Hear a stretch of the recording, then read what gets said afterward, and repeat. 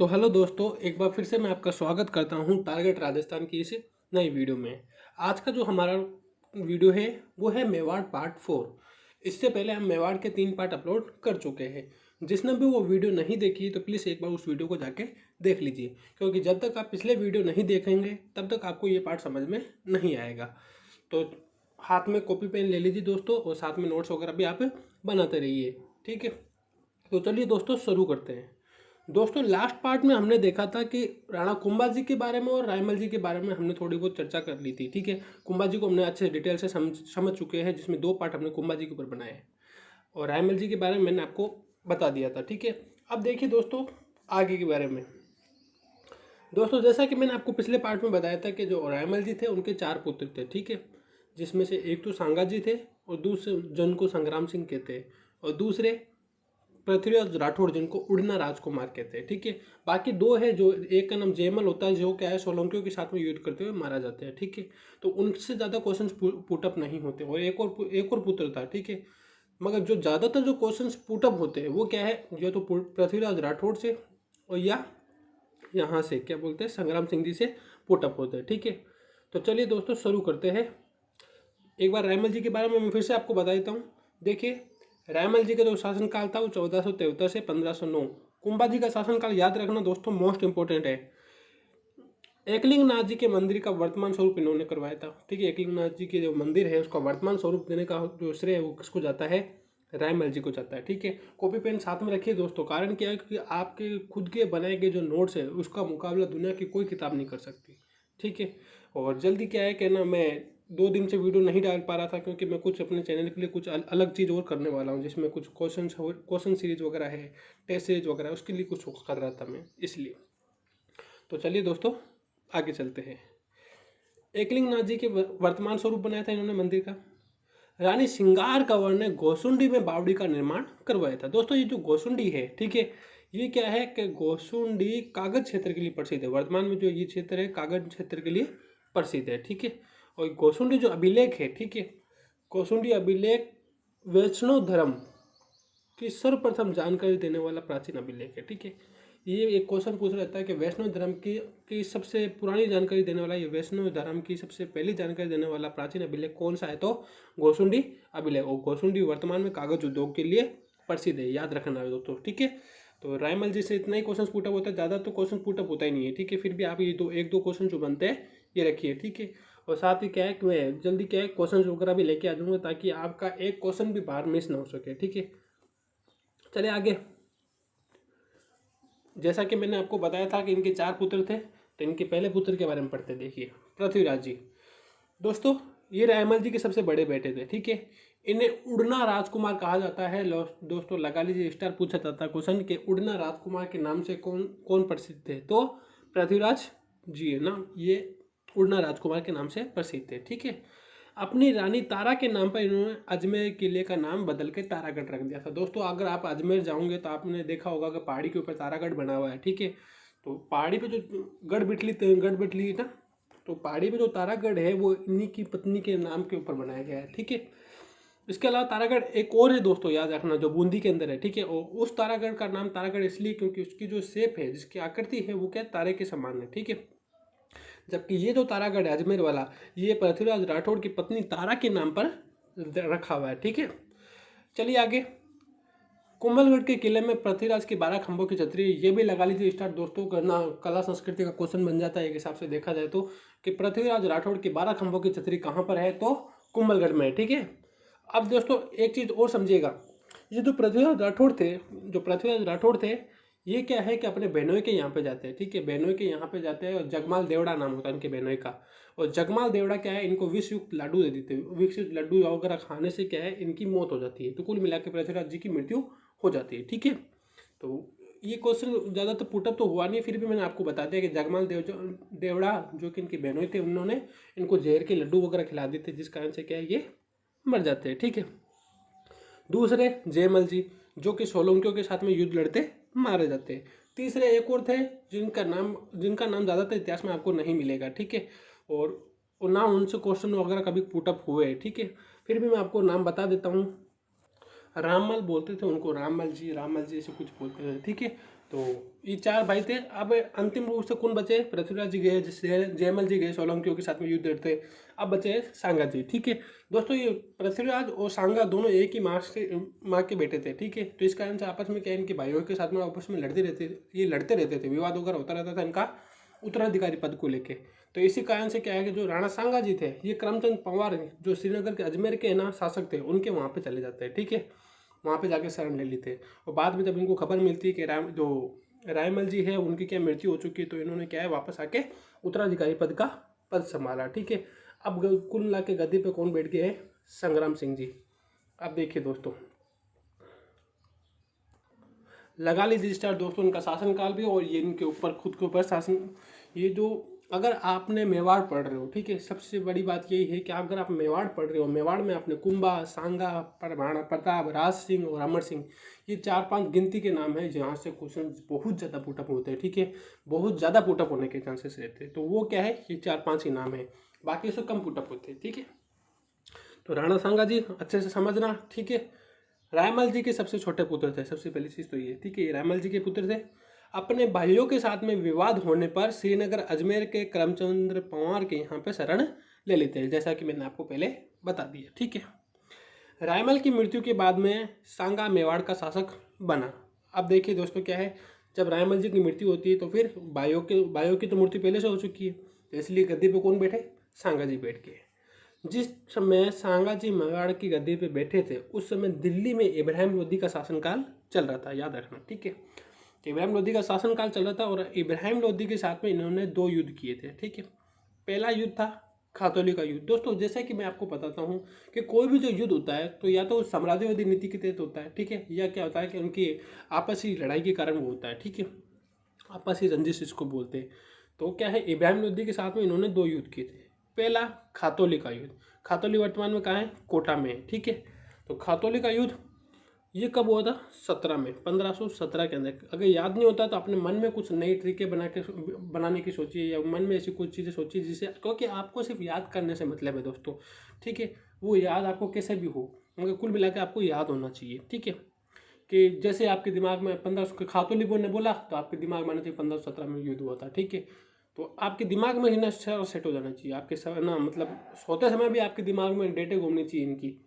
खातौली का युद्ध 1517 याद नहीं होता, इस प्रकार से करिए 1517 और खातौली से खतरा। ठीक है, खतरा 17, मतलब इस टाइप से आप याद कर सकते हैं। तो खतरा 17, तो खातौली का युद्ध 1517 में। ठीक है, खातौली का युद्ध हो गया। फिर आता है बांडी का युद्ध। ठीक है, बांडी का युद्ध क्या है? धौलपुर में हुआ था 1518 में। ठीक है, दोनों सांगा ने लड़े थे, मगर दोस्तों याद रखना, जो बांडी का युद्ध था उसके अंदर इब्राहिम लोदी युद्ध में नहीं था, बल्कि मियाँ हुसैन और माखन हुसैन थे। ठीक है, मियाँ हुसैन और माखन हुसैन जो कि इब्राहिम लोदी के सेनापति थे। ठीक है, तो बांडी के युद्ध में मियाँ हुसैन माखन हुसैन से युद्ध हुआ था। और जो खातौली का युद्ध था दोस्तों, इसके अंदर एक चीज़ हुई थी कि जो राणा सांगा के जो सबसे बड़े बेटे थे भोजराज, वो क्या है, इस युद्ध में घायल हो जाते हैं। ठीक है, सबसे बड़े बेटे भोजराज इस युद्ध में घायल हो जाते हैं। और ये भोजराज कौन थे? हमने संत संप्रदाय जब पढ़ा था तो उसमें मीरा पढ़ी थी, तो मीरा जो कि मेड़ता से बिलोंग करती थी, उनके पति थे ये। ठीक है, तो मीरा के पति भोजराज क्या है, इस युद्ध में घायल हो जाते हैं और कुछ समय बाद में उनकी मृत्यु हो जाती है। ठीक है, तो ये थे हमारे खातौली और बांडी के युद्ध। आई होप आप समझ गए होंगे। ठीक है, तो चलिए दोस्तों आगे चलते हैं। फिर आते हैं दोस्तों महमूद खिलजी मालवा। महमूद खिलजी सेकंड, ये सेकंड है दोस्तों। कुंभा के साथ में जो महमूद खिलजी फर्स्ट था, याद रखना। ठीक है, तो सेकंड के साथ में किसने युद्ध किया? सांगा ने। और पहले के साथ में कुंभा ने। इन्होंने गागरोन का युद्ध लड़ा था 1519 में। ठीक है, सांगा के साथ में। अब देखिए क्यों दोस्तों, क्या है कि जो चंदेरी की जो ना जागीरदार थी, ठीक है, चंदेरी की जो जागीर थी वो किसके पास थी? मेदिनी राय के पास थी। ठीक है, मेदिनी राय कौन थे? ये सांगा जी के मित्र थे। ठीक है, तो सांगा जी के मित्र के पास में चंदेरी की जागीर थी। ठीक है, अब देखिए जो महमूद खिलजी सेकंड होते हैं वो चंदेरी की जागीर को प्राप्त करना चाहते थे। ठीक है, तो चंदेरी की जागीर को प्राप्त करने के कारण क्या है कि सांगा जी क्या है, चंदेरी के मेदिनी राय का साथ देते हैं और फिर इनके साथ में गागरोन का युद्ध करते हैं महमूद खिलजी सेकंड के साथ में। ठीक है, तो गागरोन का किला चंदेरी के मेदिनी राय के पास था। इसी कुल मिला के ये कहानी थी। ठीक है, गागरोन के युद्ध की। ठीक है, चले आगे। इस युद्ध में क्या है, सांगा जी की विजय होती है और गागरोन का युद्ध कंप्लीट हो जाता है। एक और सवाल क्वेश्चन पूछा जाता है दोस्तों कि जब मेवाड़ में राणा सांगा का शासनकाल चल रहा था। उस समय गुजरात में किस शासक का शासनकाल था, ठीक है, क्योंकि माला से हमारी मेवाड़ जी की बनती नहीं थी, इस कारण से मैं आपको बता रहा हूँ। तो उस समय किसका शासनकाल चल रहा था? मुजफ्फर शाह का शासनकाल चल रहा था। दिल्ली में किसका था? इब्राहिम लोदी का शासनकाल था, ठीक है। अब दोस्तों देखिए, इब्राहिम लोदी और सांगा जी की तो आपस में बनना बंद हो चुकी थी। तो इसी कारण से क्या है कि एक उस समय क्या है कि बाबर क्या है, भारत पे आक्रमण करने की सोच रहा था, ठीक है। और जितने में क्या है कि ना सांगा जी क्या है, अपना एक दूत भेजते हैं यहाँ पे बाबर के यहाँ पे, ठीक है। ये आप जब भारत का इतिहास पढ़ेंगे तो उस समय आपको अच्छे से पढ़ने को मिल जाएगा। तो दोस्तों फिर क्या होता है कि सांगा जी अपना एक दूत सलद तंवर नाम से क्या है बाबर के यहाँ पे इसको भेजते हैं और बोलते हैं कि आप क्या है भारत पे दिल्ली पे आक्रमण करो। और दिल्ली पे आक्रमण करने के बाद में मैं भी आपकी सहायता करूंगा। सांगा जी बोलते हैं उनको, ठीक है, कि मैं भी आपकी सहायता करूंगा और आप दिल्ली पे आक्रमण करो, मैं आगरा पे आक्रमण करूंगा। कुल मिला के क्या है, आप इब्राहिम लोदी को उसकी गद्दी से उतार दो और लूटपाट करके ले जाओ, ठीक है। बाबर जी यहाँ पे आते हैं। बाबर को लगता है कि अब क्या है कि भारत को जीतना आसान रहेगा, दिल्ली को जीतना अब पहले के मुकाबले कहीं आसान होगा, क्योंकि क्या है कि भारतीय जो शक्ति है वो मेरा साथ दे रही है, ठीक है। बाबर यहाँ पे आते हैं और यहाँ पे आक्रमण करते हैं। इब्राहिम लोदी के साथ में कौन सा युद्ध करते हैं? पानीपत का युद्ध कर लेते हैं, ठीक है। और पानीपत के युद्ध में इब्राहिम लोदी पहला शासक था जो दिल्ली का प्रथम शासक जो कि युद्ध के अंदर मारा गया था, ठीक है। तो इब्राहिम लोदी की मृत्यु हो जाती है और जो सांगा होते हैं वो उस युद्ध में साथ उनका नहीं देते, याद रखना, ठीक है। वो उनके सरदार वगैरह होते हैं, वो सामंत वगैरह होते हैं, उनके सरदार और सामंतों के कहने पर क्या है सांगा उनका साथ नहीं देते, ठीक है, कुल मिला के। तो इसी कारण से क्या है कि बाबर क्या है उनके ऊपर विश्वासघात का आरोप लगाते हैं कि आपने क्या है मेरे साथ में विश्वासघात किया है, कि आपने क्या किया है कि पहले मेरे से वादा किया था और बाद में वो वादा तोड़ दिया। इस कारण से बाबर और सांगा के बीच में आपसी दुश्मनी बनती है और उस दुश्मनी के कारण एक युद्ध होता है जिसको बोलते हैं बयाना का युद्ध। तो चलिए दोस्तों आगे चलते हैं। तो आई होप ये कहानी आपको समझ में आ गई होगी, ठीक है। अगर नहीं समझ में आई तो दोस्तों एक बार फिर से रिपीट करके देख लीजिए, ठीक है। और वैसे मैं इसकी एक पर्टिकुलर एक अलग वीडियो डालूंगा जिसके अंदर आपको बाबर और सांगा जी के बीच की दुश्मनी के बारे में मैं अच्छे से समझाऊंगा, ठीक है। तो चलिए आगे चले।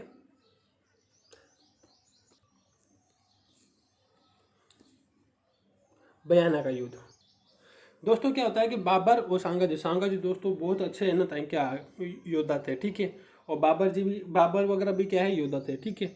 तो दोनों के बीच में महत्वाकांक्षा बहुत ज़्यादा थी, पहली चीज़ तो ये, ठीक है। दोनों अपने साम्राज्यवादी नीति को चाहते थे कि दोनों अपना साम्राज्य का विस्तार करें, ठीक है। और बाकी बाबर के एक दो कारण मैंने आपको ऊपर पहले बता चुके थे। इस कारण से दोनों के बीच में बयाना का युद्ध 16 फरवरी 1527, डेट याद रखना दोस्तों इंपॉर्टेंट है। तो 16 फरवरी 1527 को क्या है बाबर और सांगा के बीच में युद्ध होता है, ठीक है। अब दोस्तों इस युद्ध में सांगा की जीत हो जाती, पहली चीज़ तो ये। मगर एक चीज़ और याद रखना दोस्तों, इस युद्ध में बाबर नहीं था, ठीक है। बयाना के युद्ध में बाबर मौजूद में नहीं था। बयाना के युद्ध में कौन था? मेहंदी खाजा और एक से काका जो इसके सेनापति थे, जो मोहम्मद सुल्तान मिर्जा के नेतृत्व में जो सेना गई थी बाबर की, ठीक है, वो थे, ठीक है। तो सांगा की जीत हुई। इस समय किले का जो रक्षक था वो मेहंदी ख्वाजा था, ठीक है, बाबर का सेनापति था। जो बाबर ने सुल्तान मिर्जा के नेतृत्व में सेना भेजी थी, ठीक है। बाबर इस युद्ध में नहीं था, याद रखना। अब देखिए जब ये सेना क्या है भारतीय सेना वापस जो ना युद्ध करते हैं, सेना क्या वापस लौट जाती है, मतलब भागना लग जाती है, ठीक है। तो बयाना की जो सेना, बयाना से युद्ध, बयाना कहाँ पे है? भरतपुर में, ठीक है।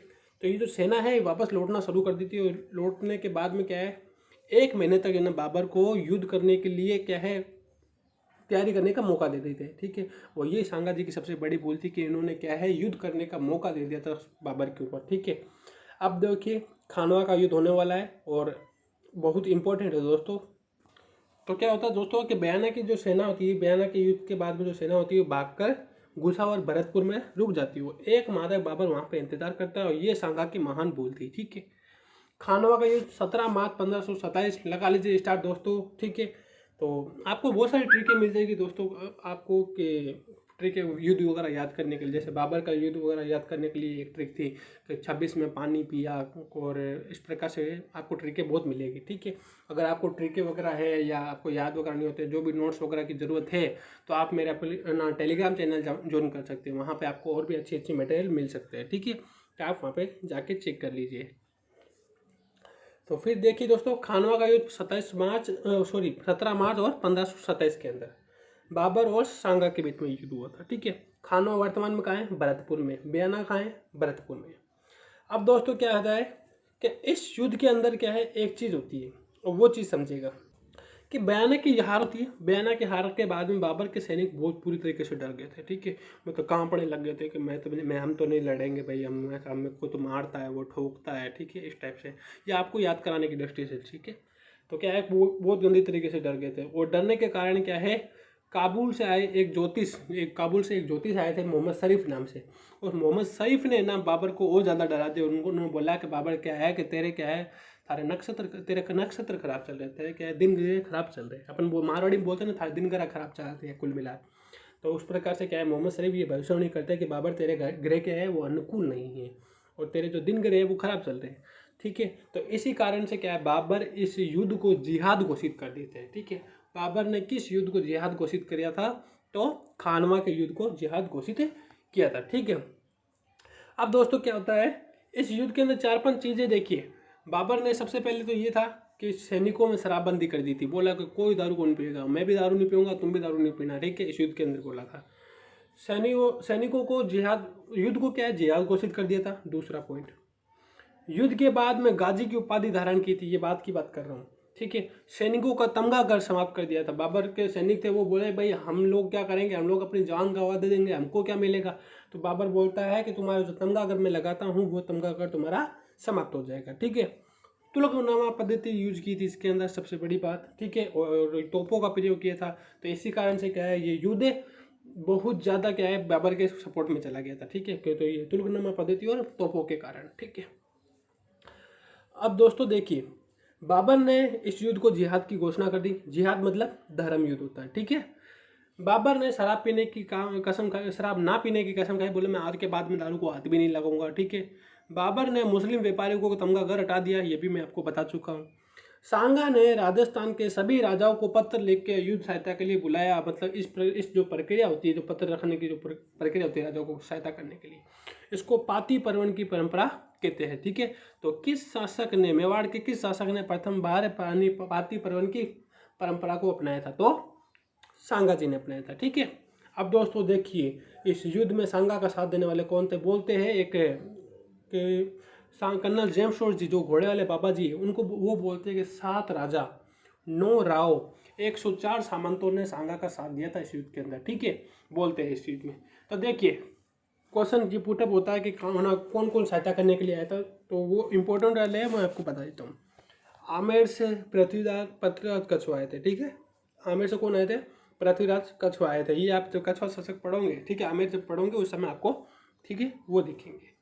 मारवाड़ में मालदेव आए थे, लगा लेना स्टार्ट दोस्तों, क्योंकि क्वेश्चन ये इसलिए पुटअप होता है क्योंकि जब मालदेव इस युद्ध में सांगा का साथ देने आए थे, उस समय मालदेव शासक नहीं थे।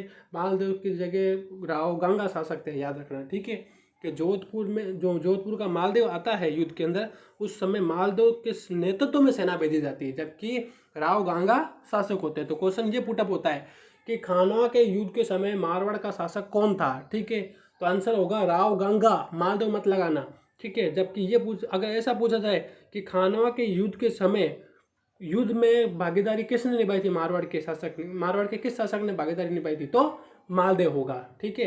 फिर गंगा नहीं होगा, शासक कौन था, गंगा। अब देखिए बीकानेर के कल्याणमल जी भी क्या है, यहाँ इस युद्ध में शामिल थे सांगा के। और उसके बाद में, और बीकानेर के कल्याणमल जी थे, मगर शासक कौन थे, राव जैत सिंह थे, जो पाहेबा के युद्ध में लड़े गए थे, ठीक है, पाहेबा के युद्ध में। मेड़ता के वीरमदेव थे, ठीक है। और चंदेरी के मेदिनी राय थे। वागड़ के उदय सिंह थे। और देवलिया के बाघ सिंह थे, ठीक है। ये सारे याद रखना दोस्तों, और साथ में लिखते रहिए। आपके नोट्स आपके पास में इतने अच्छे नोट्स तैयार हो जाएंगे दोस्तों कि आपको किसी बुक की जरूरत नहीं पड़ेगी, ठीक है। और आप राजस्थान की जितनी भी प्रतियोगी परीक्षा है, चाहे वो RS हो, SI हो, पटवारी हो, LDC हो, कुछ भी हो, वनपाल हो, वन रक्षक हो, सब में ये काम आएंगे, ठीक है। ऐसी कोई प्रतियोगी परीक्षा नहीं है जिसमें काम नहीं आए, ठीक है। तो देवलिया एक बार के लिए मेहनत लगेगी, मगर बाद में क्या है, आपको मतलब ऐसा लगेगा कि हाँ हमने जो मेहनत की है, हमने हमारा जो समय वेस्ट किया इसके ऊपर, वो गलत नहीं था, ठीक है। और हमारे पास में आज अपना एक मटेरियल है, ठीक है। तो आमेर के पृथ्वीराज कछुआ जी, ठीक है, एक बार वापस रिपीट कर रहा हूँ। मारवाड़ के मालदेव थे, मालदेव ये मैं आपको बता चुका हूँ कहानी। बीकानेर के कल्याणमल जी थे, मगर जो शासक थे वो जयसिंह थे। मेड़ता से कौन आए थे? वीरम देव जी आए थे। मेड़ता कौन? मीरा जहाँ से बिलोंग करती है, नागौर की। चंदेरी के मेदिनी राय, जैसा मैंने आपको बताया था, चंदेरी के मेदिनी राय सांगा जी के मित्र थे। वागड़ के उदय सिंह थे। देवालिया के बाघ सिंह थे और सादड़ी के झाला अज्जा थे। याद रखना, झाला अज्जा के ऊपर भी टिक लगा लीजिए। कारण ये है कि इस युद्ध में सांगा घायल होने के बाद में झाला अज्जा उनका राज चिन्ह धारण करते हैं, ठीक है। और सलुम्बर के रतन सिंह चुंडावत थे। सलुम्बर वही जब हम पढ़ के आए थे लख सिंह के समय में, लाखा के समय, जो सलुम्बर की जागीर दी थी चूड़ा को, तो ये वो सलुम्बर है, ठीक है। तो रतन सिंह जी चुंडावत थे इस युद्ध में। मेवात के हसन खां मेवाती, इस पर भी टिक लगा लीजिए कि एकमात्र मुस्लिम सेनापति, ठीक है। ये मुस्लिम सैनिक कौन, मुस्लिम साथी कौन था इस युद्ध के अंदर, सैनिक ये खानवा के युद्ध में? तो हसन खां मेवाती। जबकि महाराणा प्रताप के साथ में कौन था? तो हाकिम खां सूरी था, ठीक है। दोनों में कन्फ्यूज मत होना। हसन खां मेवाती सांगा के साथ में था। ईडर के बारमेल थे और इब्राहिम लोदी का छोटा भाई महमूद लोदी भी इस युद्ध में शामिल था, ठीक है। अब दोस्तों देखिए, सांगा युद्ध में घायल हो जाते हैं। अब देखिए क्या होता है कि इस युद्ध होता है और युद्ध बहुत भयंकर युद्ध होता है, ठीक है। और ऊपर से क्या है, बाबर के पास में तुलुकनुमा पद्धति, इसमें क्या है, तोपों के बीच में सैनिकों को डाल के और तोपें वगैरह सजा के कुल मिला के उनको, दोनों के बीच में बहुत भयंकर युद्ध होता है। इस युद्ध में क्या है, सांगा घायल हो जाते हैं, ठीक है। और सांगा के घायल होने के बाद में क्या है, आमेर के पृथ्वीराज कछवा, ठीक है, और ये मारवाड़ के मालदेव, दोनों उनको क्या है अपने कंधे पे उठा के युद्ध से बाहर लेके आ जाते हैं, ठीक है। और यहाँ पे दूसरी तरफ क्या होता है कि जो युद्ध के बाहर निकालने के बाद में सादड़ी के झाला अज्जा जी क्या है, युद्ध का नेतृत्व कर लेते हैं, राजचिन्ह धारण कर लेते हैं। ये क्वेश्चन पूछा जाता है कि सांगा के युद्ध में घायल होने के पश्चात जो सांगा का राज चिन्ह किसने धारण किया था? तो झाला अज्जा। झाला सज्जा मत लगा देना, ठीक है। बाबर युद्ध जीत जाता है और उसे गाजी की उपाधि धारण कर लेता है, ठीक है। अब दोस्तों चलिए आगे। अब बसवा जो पृथ्वीराज कछवा और मालदेव क्या है, इनको ये युद्ध से बाहर निकालते हैं और युद्ध से बाहर निकालने के बाद में बसवा दोसा में क्या है, सांगा का इलाज करना शुरू हो जाता है। और वहाँ पे दूसरी तरफ क्या है, जो बाबर होते हैं वो युद्ध जीतने के बाद में ये चंदेरी के मेदिनी राय की तरफ वहाँ पे युद्ध लड़ने के लिए शुरू हो जाते हैं, ठीक है। वो उस तरफ के युद्ध की योजनाएं बनाना शुरू कर देते हैं। और वहाँ पे इराची एमपी, ठीक है, 2 साल के बाद में इराची एमपी में क्या होता है कि सांगा को ये खबर मिलती है दोस्तों कि जो चंदेरी के मेदिनी राय है उधर क्या है, ये बाबर युद्ध लड़ने वाला है, ठीक है, उनके साथ में युद्ध करने वाला है। तो सांगा बोलता है कि बाबर को क्या है, जब ये सांगा जी को जब होश आता है, जब सांगा जी को जब होश आता है, तो होश आने के बाद में वो अपने पराजय का समाचार सुनते हैं कि हम क्या युद्ध में पराजित हो गए। तो इस कारण से वो होश आने के बाद में प्रतिज्ञा करते हैं कि जब तक बाबर को भारत से बाहर नहीं खदेड़ देता तब तक मैं मेवाड़ नहीं जाऊंगा और पगड़ी धारण नहीं करूंगा, ठीक है। ये उन्होंने शपथ ली थी। फिर क्या है, खानवा के युद्ध के बाद में बाबर वहाँ से चंदेरी के मेदिनी राय के पास में जाता है और मेदिनी राय को परास्त करने के लिए चंदेरी चला जाता है।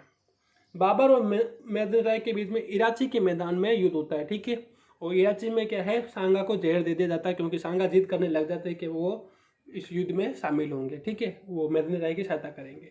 सांगा को सूचना मिलने पे वे भी क्या है, इसमें के लिए रवाना होते हैं और रास्ते में मेवाड़ी सरदार उनको जहर दे देते हैं, ठीक है। मेवाड़ी सरदार उनको क्या कर देते हैं, जहर देते हैं। तो सांगा की मृत्यु कालपी एमपी में हुई थी और सांगा को जहर कहाँ पे दिया गया था, इराची एमपी में, ठीक है। मांडलगढ़ भीलवाड़ा में सांगा की छतरी है दोस्तों, लगा लीजिए स्टार के सांगा जी की छतरी कहाँ पर है, तो कहाँ पर है, मांडलगढ़ भीलवाड़ा में, ठीक है, याद रखना दोस्तों। ये फिर चलते दोस्तों खानवा के युद्ध के कारण, जैसा कि मैं आपको ऊपर बता चुका हूँ, एक बार फिर से रिपीट कर देता हूँ। बाबर ने सांगा पे वचन भंग का आरोप लगाया था। जैसा मैंने आपको बताया था कि सांगा ने बोला था कि आप दिल्ली पे आक्रमण करो, मैं आगरा पे आक्रमण करूंगा, मगर उन्होंने आक्रमण नहीं किया था। तो सांगा ने बाबर ने सांगा पे वचन भंग का आरोप लगाया था। महतोकांक्षा का टकराव, दोनों जो शासक थे वो अपने आप में महतोकांक्षी थे, ठीक है। राजपूत और अफगान मैत्री थे, अफगान की जो मित्रता थी इस कारण से भी बाबर ने युद्ध किया था। हसन खां मेवाती, महमूद लोदी क्या है, ये सांगा जी के साथ में थे। सांगा ने सल्तनत के क्षेत्रों पर अधिकार कर लिया था। जो दिल्ली के जो क्षेत्र थे, कुछ क्षेत्रों पर सांगा ने क्या है, अधिकार कर लिया था, ठीक है। तो इन सभी कारणों के कारण क्या है कि खानवा का युद्ध होना तय था। सांगा की हार के कारण देखिए दोस्तों कि सांगा की हार के कारण क्या थे। सांगा की सेना में एकता नहीं थी। पहली चीज तो ये कि सांगा की जो सेना थी वो अलग अलग सेनापतियों के नेतृत्व में लड़ रही थी, ठीक है। दूसरा बाबर का तोप खाना, बाबर के पास में तोप खाना था, वो क्या है तलवारों से लड़ रहे थे, धनुष से लड़ रहे थे, तो तोप खाना ज़्यादा बेटर होगा। आप लोग भी देखते होंगे कि एक तो क्या है कि भाई भाले से लड़ेंगे तो भाला फेंक दिया, अपने सैनिक को बोला कि जा लेके आ, तो इस प्रकार से ठीक है, जबकि वो तो क्या है बंदूक से, गोलियों से, तोपों से लड़ रहे। तो बाबर का तोप खाना और तुर्कनामा जो पद्धति थी वो इस युद्ध की सबसे महत्वपूर्ण कारणों में से एक थी जीत के, बाबर की तुर्कनामा पद्धति। ठीक है, फिर देखिए सांगा ने बाबर को बयाना के बाद में युद्ध की तैयारी का समय दे दिया था। बयाना के युद्ध के बाद में 1 महीने की तैयारी करने का समय दे दिया था। अगर बयाना के युद्ध के बाद में सीधा अगर वो आक्रमण कर देते तो शायद आज क्या है कि ना इसका कुछ और ही रिजल्ट निकलता था, परिणाम कुछ और ही हो सकता था। ठीक है, मगर उन्होंने समय दे दिया था। सांगा सवै युद्ध में उतर गए थे। पहली चीज़ ये, एक और चीज़ ये कि सांगा खुद क्या है मैदान में उतर गए थे, क्योंकि वो बहुत ज़्यादा महत्वाकांक्षी थे, युद्ध को लड़ने के लिए तत्पर रहते थे। बोलते हैं दोस्तों उनके शरीर पे 80 घाव थे कुल मिला के। ठीक है, तो इस कारण से आप देख सकते हैं कि कितना युद्ध के अंदर है ना वो बहुत ज़्यादा ना तत्पर रहते थे।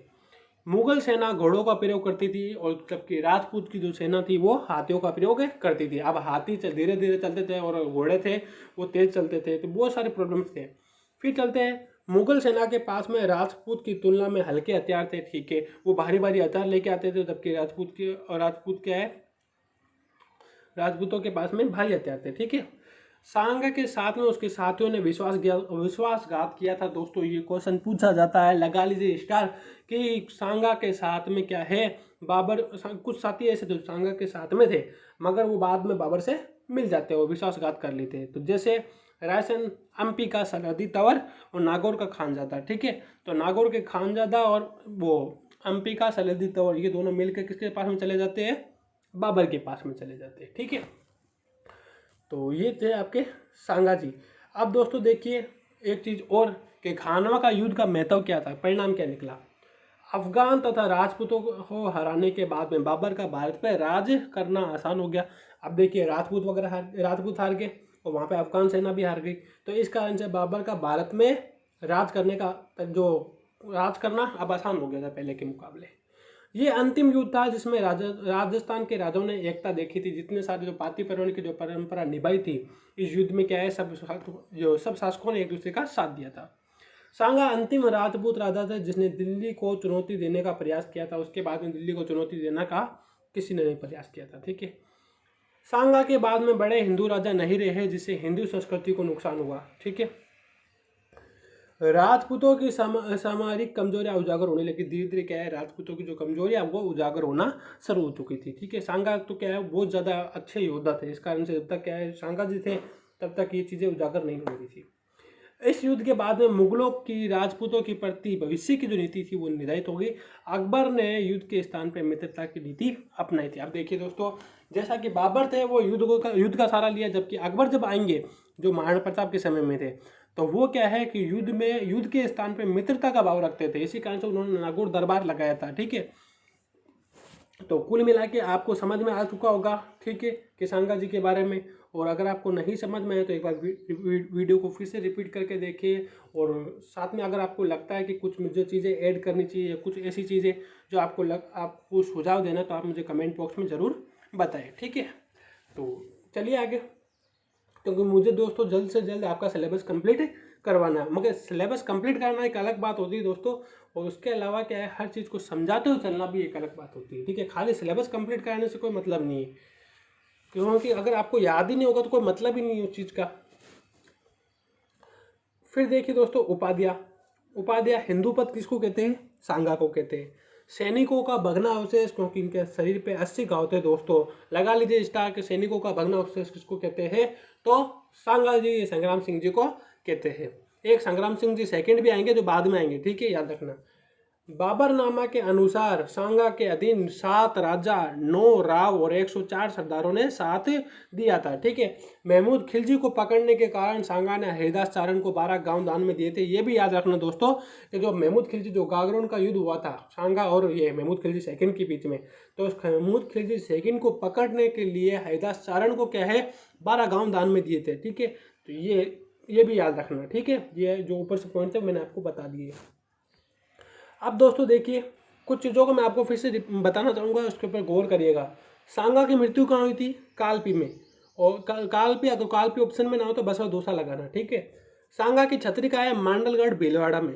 सांगा का स्मारक कहाँ है? तो वो बसवा दोसा में, ठीक है। और सांगा की अर्ध छतरी कहाँ है? ये इंपॉर्टेंट है, याद रखना। तो रणथंभौर सवाई माधोपुर में अर्ध छतरी है वहाँ पे, ठीक है।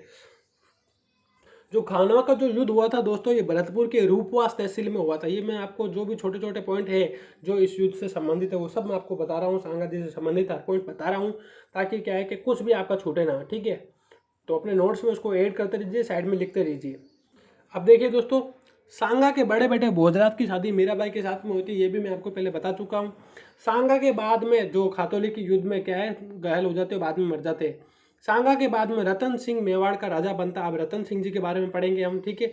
और उनकी मृत्यु के बाद में विक्रमादित्य को शासक बनाया जाता है, ठीक है। तो कुल मिला के ये थे आपके सांगा जी। आज सांगा जी कंप्लीट हो चुके हैं, ठीक है। और फिर मिलते हैं अगले पार्ट के अंदर दोस्तों। जब तक के लिए अपना ध्यान रखें और सुरक्षित रहिए, ठीक है। और जितना हो सके नेगेटिव चीज़ों से, नकारात्मक चीज़ों से दूर रहिए, ठीक है। तो मिलते हैं अगले पार्ट में। तब तक के लिए अपना ध्यान रखें, सुरक्षित रहिए।